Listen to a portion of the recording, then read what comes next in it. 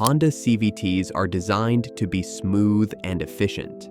But there's one thing Honda doesn't tell you. These transmissions will warn you long before they fail. So today, we are looking at Honda CVT transmission issues, the common signs and symptoms when they are going bad, and how to fix each of them before the damage gets worse.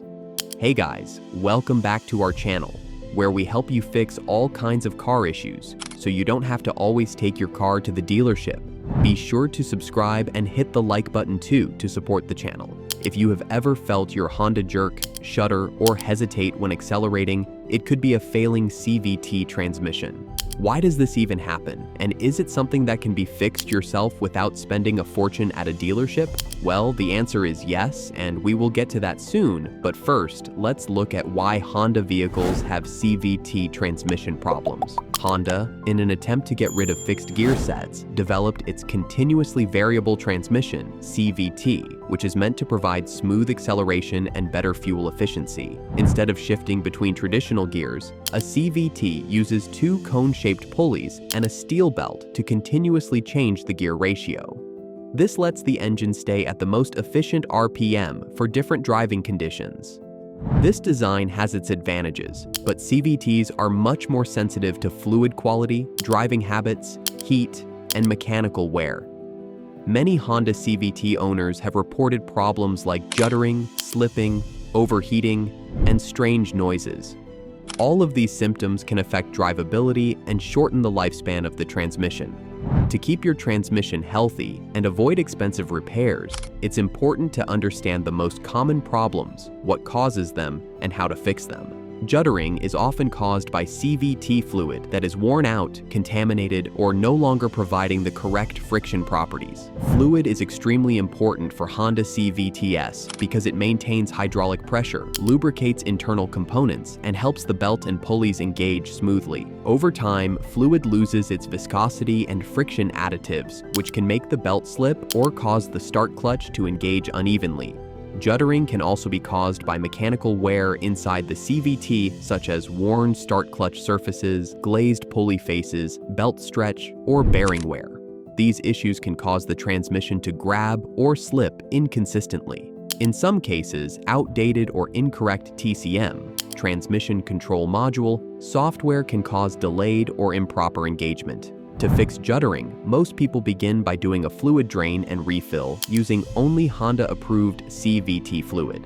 Many owners report that juttering improves significantly or goes away completely after replacing degraded fluid. It may also be necessary to perform a TCM relearn or calibration procedure after the fluid change so the electronic controls can adapt to the new fluid characteristics. If juttering continues even after fresh fluid and recalibration, you may need a professional inspection to check for start clutch wear, pulley surface wear, or belt issues. Replacing worn components may be required to restore smooth operation. Problems with hydraulic pressure, worn incorrect friction characteristics are common causes of slipping and delayed engagement. Low or degraded CVT fluid prevents the belt and pulleys or start clutch from engaging properly. Worn start clutch components, belt wear, or pulley surface issues can also reduce the effectiveness of power transfer. Electrical issues such as faulty pressure sensors, solenoids, or TCM software errors can disrupt engagement timing as well. Before doing anything else, check the CVT fluid level and condition. Replacing old or contaminated fluid with Honda-approved CVT fluid is often the quickest and simplest fix. If slipping or delayed engagement continues, a TCM software update or reset may help restore proper shift timing. In vehicles with higher mileage, worn mechanical components such as the start clutch, belt, or pulleys may need to be inspected and replaced, can put the transmission under extra stress. A poorly functioning cooling system, such as a clogged radiator, malfunctioning transmission cooler, or blocked cooling passages, can prevent heat from escaping properly. Using degraded or incorrect CVT fluid also reduces the fluid's ability to protect the transmission from heat, increasing the risk of overheating. Symptoms of overheating include transmission warning lights, reduced acceleration, burning smells, and sudden activation of limp mode. If this happens, stop driving immediately and allow the transmission to cool. Check the cooling system components, including the radiator, cooling fans, cooler lines, and transmission cooler. Replacing degraded fluid with new Honda CVT fluid helps restore heat resistance and prevent future overheating. Honda CVTs are usually quieter than traditional automatics, so unusual noises should be taken seriously. Owners often report whining, grinding, or humming sounds coming from the transmission when something is wrong. Low or degraded fluid reduces lubrication and increases friction, which can cause whining or humming noises. Worn bearings inside the pulleys or pump assembly can produce grinding or growling sounds. Belt-related noises are less common, but uneven pulley wear or misalignment can also contribute to abnormal sound. Because CVTs rely heavily on hydraulic pressure, low fluid or a failing pump can also cause noticeable whining. The first step in fixing a noisy CVT is to inspect and replace the fluid if necessary. Ensuring the system has clean, correct Honda CVT fluid improves lubrication and reduces friction.